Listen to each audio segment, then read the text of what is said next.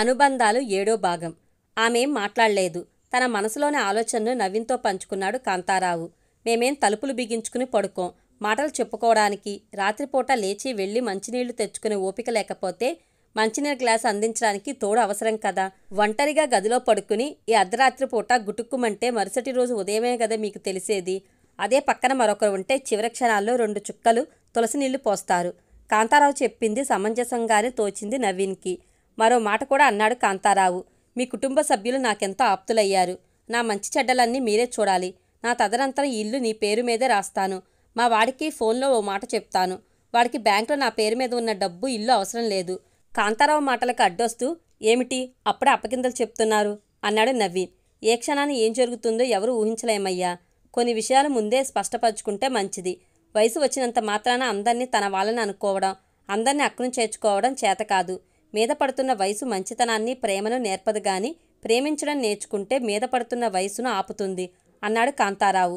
మీకేది మంచిదనిపిస్తే అది చెయ్యండి బాబాయ్ అనేశాడు నవీన్. ఆ రోజు రాత్రి నవీన్, నీలిమ ఓ గదిలో, కాంతారావు, బసవమ్మ మరో గదిలో పడుకున్నారు. బసవమ్మ తన మంచం పక్కన మంచం వేసుకుని పడుకోవడం కాంతారావుకి ఎంతో ఆనందమేసింది. నువ్వు నిద్రపోయేటప్పుడు గురక పెడతావా ఆవలిస్తూ అడిగింది. ఓ పట్టాన రాత్రులు నిద్ర పట్టదు, గురక పెట్టే అలవాటే లేదు అన్నాడతను. అయినా నీ గురక నీకు ఎలా తెలుస్తుంది?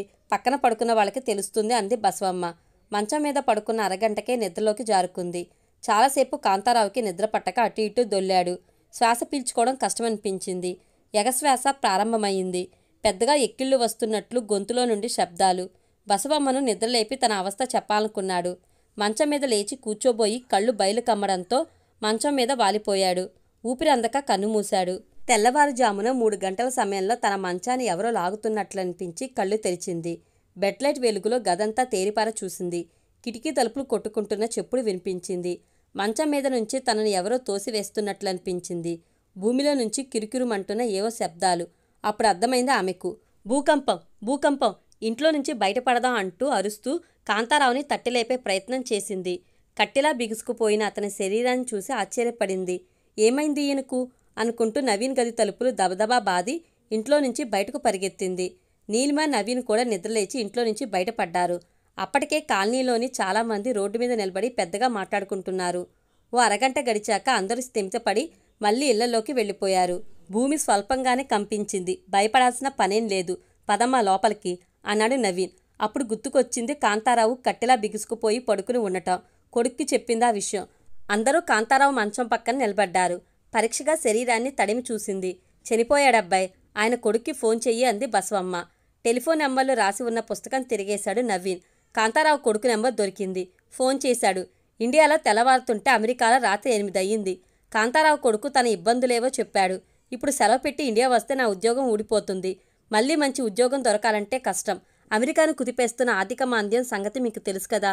నాకు సెలవు దొరికి టికెట్స్ బుక్ చేసుకుని ఇండియా రావడానికి కనీసం వారం రోజులు పడుతుంది. అప్పటిదాకా శవాన్ని ఉంచడం ఎందుకు? దహన సంస్కారాలు మీరే చేయండి. కర్మకాండాలన్నీ ఏ లోటు లేకుండా చేయండి. 200 మందికి భోజనాలు పెట్టండి. ఖర్చుకు వెనకాడకండి. ఖర్చంతా నేను భరిస్తాను. మా నాన్న దగ్గర 2-3 ఏటీఎం కార్డులున్నాయి. బ్యాంక్లో సేవింగ్స్ అకౌంట్లోనే 4 లక్షలున్నాయి. ఆ డబ్బు మీరు ఖర్చు పెట్టుకోండి. ఏటీఎం పిన్ నెంబరు ఆయన డైరీలో ఉంటాయి. నా కోసం ఎదురు చూడొద్దు. నా వీలును బట్టి ఇండియా వస్తాను. ఆయన అంత్యక్రియలు మీరే చేయండి. చేయవలసినవన్నీ చెప్పుకుపోయాడు కాంతారావు కొడుకు. నవీన్ మనసు బరువెక్కింది. తనతో ఎంతో ఆత్మీయంగా ఉండేవాడు. ఇద్దరూ కలిసి గంటల కొద్దీ పేకట ఆడుకునేవాళ్లు. సినిమాలకు కలిసే వెళ్లేవాళ్లు. అన్ని విషయాలు తనకు చెప్తూ ఉండేవాడు. పేకాటలో ఎప్పుడూ ఓడిపోతూనే ఉండేవాడు. నీకు జీతం తక్కువ, పేకాటలోనన్నా నీకు డబ్బులిచ్చి నీకు ఆసరగా ఉండాలి కదా, అందుకే ఓడిపోతున్నాను అనేవాడు. అదేం కాదు, నాదెప్పుడు రైజింగ్ హ్యాండ్ అనేవాడు తను. ఎన్నో రాత్రులు నిద్రపోకుండా పేకాట ఆడిన రోజులున్నాయి. పేక ముక్కలు తనకు చూపిస్తూ ఆల్ కౌంట్ అన్నట్లుగా అతని మొహం చూస్తుంటే చనిపోయినట్లు అనిపించడం లేదమ్మా. మొహం తేటగా ఉంది అన్నాడు నవీన్ తల్లితో. చనిపోయిన వాళ్ళ మొహాలు అలాగే ఉంటాయిలే. చనిపోయాక ఏ సమస్యలు ఆదుద్దాలు ఉండవు కదా, అందుకే మొహం తేటగా కనిపిస్తుంది అంది బసవమ్మ. చుట్టాలు ఎవరన్నా ఉన్నారేమో, ఆయన టెలిఫోన్ నెంబర్లు రాసుకున్న పుస్తకంలో చూడండి అంది నీలిమ. వీళ్ల తాతగారు వ్యాపారం చేసేవారట.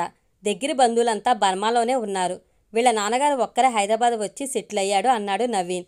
కాంతారావు కొడుకు 4-5 సార్లు ఫోన్ చేశాడు. అంత్యక్రియల వివరాలు అడుగుతూనే ఉన్నాడు. వీడియో తీయించి సీడీ అమెరికా పంపమని చెప్పాడు. కాంతారావుకి తలకొరివి పెడుతూ కన్నీళ్లు పెట్టుకున్నాడు నవీన్. కాంతారావు చనిపోయిన 2 నెలల తర్వాత ఓ 40 ఏళ్ల వ్యక్తి ఇన్షర్ట్ చేసుకుని బూట్లు టకటకలాడిస్తూ ఇంట్లోకి వచ్చాడు. కాంతారావు గారి ఇల్లు ఇదే కదండి? నీలిమని అడిగాడు. ఆ సమయంలో నవీన్ లేడు. డ్యూటీకి వెళ్ళాడు. నీలిమ అత్త రైతు బజార్కి వెళ్ళింది. కాంతారావు గారు చనిపోయారు అంది నీలిమ. ఆ విషయం తెలుసుకునే వచ్చాను అన్నాడతను. వాళ్ళ అబ్బాయి అమెరికాలో ఉంటాడు. అది తెలుసండి. 5 ఏళ్ల నుంచి ఇంటి పన్ను కట్టడం లేదు. ఆ విషయాలు నాకు తెలియవు. మా వారు రేపు ఇంటి దగ్గరే ఉంటారు. రేపు వచ్చి మాట్లాడండి అందామే. మీకు వీలున్నప్పుడు మీ ఇంటికి రావడానికి నేను బిచ్చగాడిని అనుకుంటున్నారా? నా పేరు గంగారాం, మున్సిపల్ కార్పొరేషన్ ఉద్యోగిని. నా ఐడెంటిటీ కార్డు చూడండి అంటూ జేబులో నుంచి ఓ కార్డు తీసి చూపించాడు. లోపలికి రండి, కూర్చోండి, కుర్చీ చూపిస్తూ అంది నీలిమ. 5 ఏళ్ల నుంచి ఇంటి పన్ను కట్టలేదు. ఇంటి పన్ను కట్టకపోతే ఇల్లు సీజ్ చేయాల్సి ఉంటుంది. నోటీసులు పంపిణీ ఇంటి పన్ను కట్టకపోతే ఎలా? మాకేం రాలేదే నోటీసులు అందామే. కాంతారావు గారు అందుకుని ఉంటాడు. మీరు ఆయనకు బంధువులా? దర్పంగా అడిగాడు.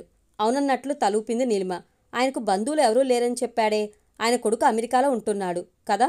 నీలిమ వైపు గుచ్చిగుచ్చి చూస్తూ అన్నాడతను. అతనితో ఎక్కువగా మాట్లాడితే ఇబ్బందేననుకుంది. అద్దెకుంటున్నామని చెప్తే ఇల్లు ఖాళీ చేయమంటాడేమో. కాంతారావుకి వారసులో అని చెప్తే పత్రాలు చూపించమంటాడేమో. మొత్తం ఇంటి పన్ను ఎంత కట్టాలి? 10,000 కట్టాలి. బ్యాగ్లో నుంచి ఒక కాగితం తీసి చూస్తూ, మా వారు టాటా మోటార్స్లో పనిచేస్తారు. వర్క్షాప్కి వెళ్లారు. రేపు ఆయనకు సెలవు. ఇంట్లోనే ఉంటారు. రేపు వచ్చి మాట్లాడతారా దయచేసి? అదేం కుదరదమ్మా. రేపు మా కార్పొరేషన్ వాళ్ళు వచ్చి మీ ఇంట్లో సామాను బయటపడేసి ఇంటికి సీల్ వేసి వెళ్తారు. ఈరోజే పన్ను కట్టడానికి లాస్ట్ డేట్. రేపు మీరు కట్టాలన్నా వీలు పడదు. ఈ మ్యాటర్ కోర్టుకు వెళ్తుంది. మీరు కోర్టులోనే డబ్బు కట్టాల్సి ఉంటుంది. కోర్టు చుట్టూ తిరగాలి. నేను చెప్పాల్సింది చెప్పాను. ఆ తర్వాత మీ ఇష్టం అన్నాడతను కుర్చీలో నుంచి లేవబోతూ. కంగారు పడింది నీలిమ. కోర్టుల చుట్టూ తామెక్కడ తిరుగుతారు? ఇల్లు ఖాళీ చేస్తే మరో ఇల్లు ఎక్కడ దొరుకుతుంది అర్జెంటుగా? అన్నీ ఇబ్బందులే. తన సూట్ కేసులో ఉన్న 5,000 సంగతి గుర్తుకు వచ్చింది. ప్రస్తుతం నా దగ్గర 5,000 ఉన్నాయండి.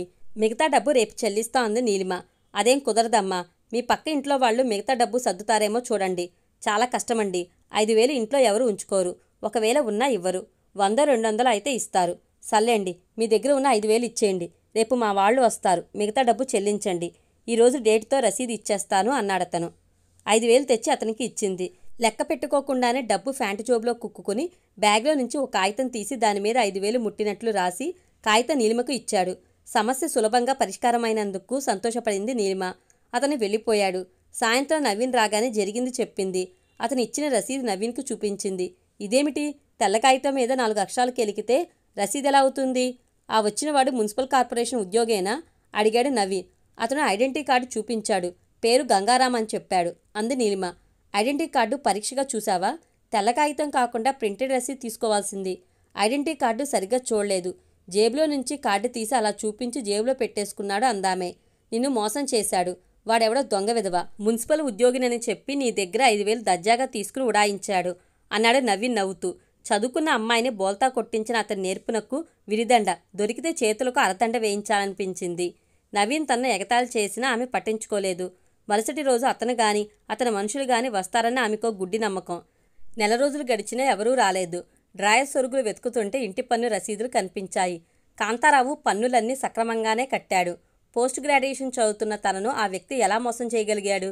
ఎంత నమ్మకంగా దర్పంగా మాట్లాడాడు? ఆశ్చర్యపడింది నీలిమ. కాంతారావు పేరు అతనికి ఎలా తెలిసింది? చుట్టుపక్కల ఎవరిని అడిగినా వివరాలు చెప్తారు. ఆ వచ్చినతను కాంతారావు వివరాలు సేకరించి ఇంట్లో మగవాళ్లు లేనప్పుడు వచ్చి నిన్ను బెదరగొట్టి సొమ్ము కాజేశాడు. ఇంకా నయం, నిన్ను కట్టిపడేసి నీ మెళ్ళో గొలుసు ఇంట్లో సామాన్తో ఉడాయించలేదు అన్నాడు నవీన్. సిటీలో అంతా మోసమే. కన్నీళ్ల పర్యంతమవుతూ అంది నీలిమ. ఇక ఆ విషయం మర్చిపో. సిటీలో అందరూ చెడ్డవాళ్లు కాదు. కాంతారావు లాంటి మంచివాళ్లు కోకల్లలు. మంచివాడు కాబట్టే మనల్ని చేరదీశాడు అన్నాడు నవీన్ ఆమెను సముదాయిస్తూ. లేతగా ఉన్న బెండకాయలను ముక్కలుగా తరిగి బాండీలో వేసి వేపుడు చేయడం మొదలుపెట్టింది లలిత. పెరట్లో వాటర్ సంపు దగ్గర నిలబడ్డ సరితకు వాటర్ పైపులో నుంచి మంచినీళ్లు సంపులో పడుతున్న శబ్దం వినిపించింది. సంపు పైనున్న మూత తీసి గుంటలో దిగి నీళ్లు పట్టడం చేతకాదు. వంటగదిలోకి వెళ్లి మంచినీళ్లు వస్తున్న సంగతి తల్లికి చెప్పింది సరిత. మంచినీళ్లు నేను బిందులో నింపుతాను గాని నువ్వు బాండీలోని బెండకాయ ముక్కలు తిరగేస్తూ ఉండు సరితకు చెప్పి పెరట్లోకి వెళ్ళింది లలిత. వంటగదిలో సరిత ఒంటరిగా ఉండటం గమనించాడు భద్రయ్య. చప్పుడు చేయకుండా మెల్లగా పిల్లిలా నడుస్తూ సరిత వెనక చేరాడు. ఆ పిల్లను పొదివి పట్టుకుని తన కేసి అదుముకున్నాడు. కుందేలును పాము చుట్టేసినట్లు. అతని చేతులు తన ఛాతి మీద తరట్లాడటం చిరాకనిపించింది. ఒళ్ళు మండిపోయింది. చేతులను అట్లకాడ అతని మోచేతికి తాకించింది. మోచేయి చురుమనడంతో ఆ పిల్ల చేతిలోని అట్లకాడను లాక్కుని అవతలకి విసిరేసి సరిత మీదకు వంగిపోయి బుగ్గల మీద ముద్దుల వర్షం కురిపించాడు. గట్టిగా బుగ్గ కొరికాడు. కెవ్వుమని అరిచింది సరిత. ఆ కేక విని పొయ్యి దగ్గర సరితకు ఏదన్నా అపాయం జరిగిందేమోనని పరుగున వంటింట్లోకి వచ్చింది లలిత. నన్ను వాటేసుకుని బొగ్గ కొరికాడు. తల్లికి చెప్పింది సరిత. పెద్దగా నవ్వాడు భద్రయ్య. నాకు ఆడపిల్లలు లేరు. సరితను చూస్తుంటే కన్న కూతురు అనిపిస్తుంది. ముద్దు వచ్చి దగ్గరకు తీసుకున్నాను. బంగారు తల్లి సరితమ్మ అంటూ సరిత తల నిమ్మిరాడు భద్రయ్య. భద్రయ్యకు దూరంగా జరిగింది. వీణ్ణి నా దగ్గరకు రావద్దని చెప్పమ్మా, తల్లిని వాటేసుకుని అంది. లలితకు కోపం తారస్థాయికి చేరింది.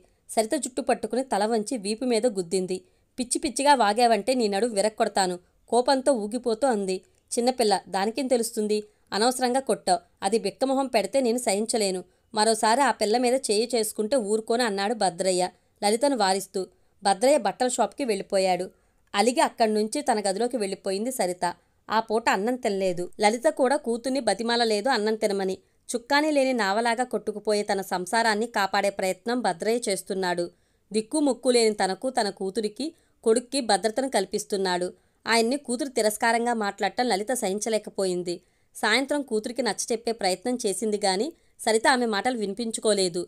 తెలుగు వాచకంలో తను చదివిన గోముఖ వ్యాఘ్రం అన్న పదమే ఆ పిల్ల మనసులో మెదులుతూ ఉంది భద్రయ్య కనిపించినప్పుడల్లా. ఆ రాత్రి భోజనానికి కూర్చున్నప్పుడు సరిత భోజనం చేసిందా లలితను అడిగాడు భద్రయ్య. అలిగింది. ఎంత చెప్పినా వినడం లేదు. గదిలోనే పడుకుంది అంది లలిత. చిన్నపిల్ల, ఆకలితో ఎలా నిద్రపోగలుగుతుంది? నచ్చ చెప్పి భోజనం పెట్టాలి. సరితను నేను తీసుకువస్తాను. ఇద్దరికి వడ్డించు అనేసి సరిత పడుకున్న గదిలోకి వచ్చాడు భద్రయ్య. లైటు వేసుకోకుండా పడుకుంది సరిత. అతని అడుగుల చెప్పుడు విని దుప్పటిని ఒంటి నిండా కప్పుకుంది. నువ్వు నిద్రపోవడం లేదని నాకు తెలుసు. దుప్పటి కప్పుకుని నవ్వుకుంటున్నావా నా బుజ్జికొండ అంటూ లైటు వేయకుండానే మంచం దగ్గరకు వచ్చాడు భద్రయ్య. భయంతో బెగదీసుకుపోయింది. తను పీలుస్తున్న ఊపిరి తనకే స్పష్టంగా వినిపిస్తూ ఉంది. దుప్పటి కొంచెం పైకెత్తి అతని దుప్పట్లో దూరి సరిత పక్కన పడుకున్నాడు. అతనికి దూరంగా జరగబోయింది. ఆ పిల్ల నడుం చుట్టూ చేయి వేసి కదలనివ్వలేదు. గోళ్లతో గిచ్చింది. అతను పట్టించుకునే స్థితిలో లేడు. మీ అమ్మకు నా మీద ఏం చెప్పినా నమ్మదు. నేను చెప్పినట్లు విను. నీకేది కావాలన్నా కొనిపెడతాను. నేనేం చేసినా మీ అమ్మకు చెప్పకు. ఒకవేళ నువ్వు చెప్పినా నాకేం భయం లేదు అంటూ ఒళ్లంతా నిమిరాడు భద్రయ్య. నాతో మాట్లాడు బుజ్జి. అతని పెదాలు ఆ చిన్నారి బుగ్గలను తాకుతున్నాయి. అసహ్యం వేసింది సరితకు. అతను ఎందుకలా ప్రవర్తిస్తున్నాడో ఆ పిల్లకు అర్థం కాలేదు గాని అతను చేస్తున్నది తప్పని మాత్రం తెలుస్తుంది. భోజనం చేద్దాం పద అన్నాడు భద్రయ్య. మంచం మీద నుంచి లేచి హాల్లోకి వెళ్లడమే అతని వెనకే తలంచుకుని వస్తున్న కూతురిని చూసి ముసిముసి నవ్వులు నవ్వుకుంది లలిత. నా బంగారు తల్లికి ఆకలి బాగా అవుతున్నట్లుంది. తొందరగా అన్నం పెట్టు అన్నాడు సరిత తల నిమురుతూ. కూతురు పట్ల అతను చూపిస్తున్న అనురాగానికి ముగ్ధురాలయ్యింది లలిత. ఆ రోజు రాత్రి అతను కోరుకున్న విధంగా వంపు సొంపులను అందించింది.